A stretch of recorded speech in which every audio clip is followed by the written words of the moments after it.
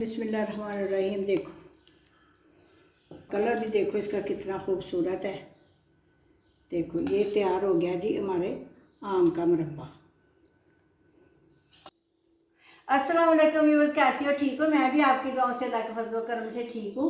आप भी जहाँ रहो खुश रहो बात रहो। तो इसलिए एक दुआ के साथ अपनी रेसिपी शुरू करती हूँ। आज मैं कच्चे आम का मुरब्बा बनाना सिखाने लगी हूँ। एक बेटे ने रिक्वेस्ट की थी कि माँ जी ये मुरब्बा हमें बनाना सिखाएं। और बेटा प्लीज़ ये मेरी वीडियो आपने लाजमी देखनी है, पूरी देखनी है और एंजॉय करना है। आपके रिक्वेस्ट पे ही ये वीडियो बन रही है। आपकी रिक्वेस्ट पे ये मैं वीडियो बना रही हूँ। ये 3 आम मैंने छील लिए और एक आम मैंने आपके सामने छीलने के लिए रखा हुआ था। बिस्मिल्लाहिर्रहमानिर्रहीम। ऐसे इसको छील लेते हैं।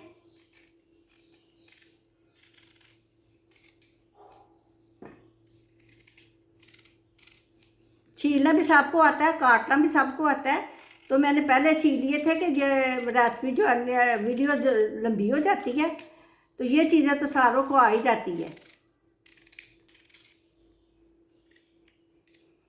तो ऐसे आपने प्यारे प्यारे इनके पीस करने हैं। बिस्मिल्लाहिर्रहमानिर्रहीम।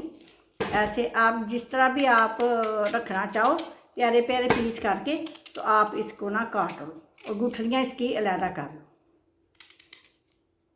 चौरस भी कर सकते हो, लंबे भी कर सकते हो। ऐसे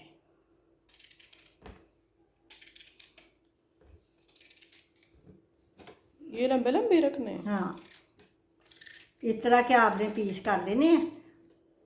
ये जो ज़्यादा लंबा हो उसको छोटा कर लेना है। एक जैसे इस तरह मैं सारे काट के तो आपको दिखाती हूँ। लो जी, मैंने काट लिए हैं सारे और ये जो गुठलियाँ निकल गई हैं और ये जो छिलके निकल गए हैं, ये आधा किलो 3 पा के करीब है ये। तो चलो अब अगले प्रोसीजर की तरफ चलो जाओ मेरे साथ, मैं आपको बनाना सिखाऊँ। चलो जी, अब पकाने का प्रोसीजर शुरू करते हैं। तो ये आम हम कढ़ाई के अंदर डाल देते हैं। बिस्मिल्लाहिर्रहमानिर्रहीम। तो ये आधा गिलास पानी, ताकि आम जो होता है वो जल्दी गल जाते हैं। आमों की भी नस्लें होती हैं, तो इसको अच्छी तरह हिलाते हैं।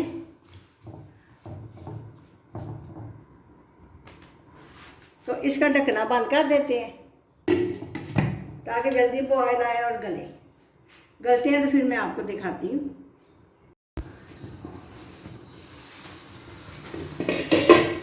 लो जी, आम जो है ना वो गल गए। ये देखो ये 2 पीस हो गए। इतने गलाने को 10-15 मिनट लगते हैं आम गलने में। अब ये मैंने 2.5 कप चीनी ली है, तकरीबन आधा किलो के करीब। तो आप अगर ज़्यादा चीनी पसंद करते हो तो 3 कप भी आप डाल सकते हो, लेकिन मैंने 2 कप ही डाले हैं, 2.5 कप। और ये थोड़ा सा ज़ीरा कप दादर किया हुआ ज़ीरा डाल दिया। ये थोड़ा सा नमक डालूँगी, बस थोड़ा सा बैलेंस जो है ना चीनी को बैलेंस करने के लिए। ये छोटे छोटे 2 पीस मैं दालचीनी के डाल देने लगी हूँ। ठीक है, ये जो ज़ीरा था इसमें भी मैं दालचीनी डाल के मिक्स करके इसका पाउडर बनाया हुआ है। तो अब इसको पकने देते हैं। अगर आप चाहते हो तो आप थोड़ा सा ज़्यादा कलर डाल सकते हो, बस थोड़ा सा कलर को अच्छा करने के लिए। मैं अभी थोड़ा सा डालूँगी, ये बस थोड़ा सा डालना है, ज़्यादा नहीं डालना, बस इतना सा। तो अभी हम इसको मुसलसल पकाएंगे उस वक्त तक जब तक कि तार चाश एक तार की ना हो जाए। तो आँच इसकी थोड़ी सी कम कर देते हैं, तो इसको पकाएंगे। अब तार चाश जो एक तार की होती है फिर मैं आपको दिखाती हूँ। तो भी ये देखो बन गया है माशाल्लाह। तो मैं आपको चेक कराती हूँ। ये ऐसे, ये देखो इधर, ये देखो तार बन रही है मेरे उंगलियों के दरमियान, आपको नज़र आ रही होगी। अब ये हमारा तैयार हो गया। हमने इसकी आग बंद कर दी है।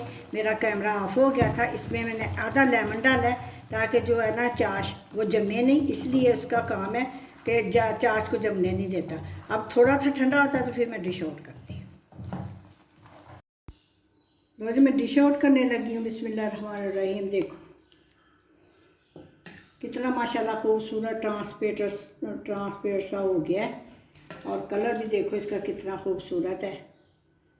देखो ये तैयार हो गया जी हमारे आम का मुरब्बा।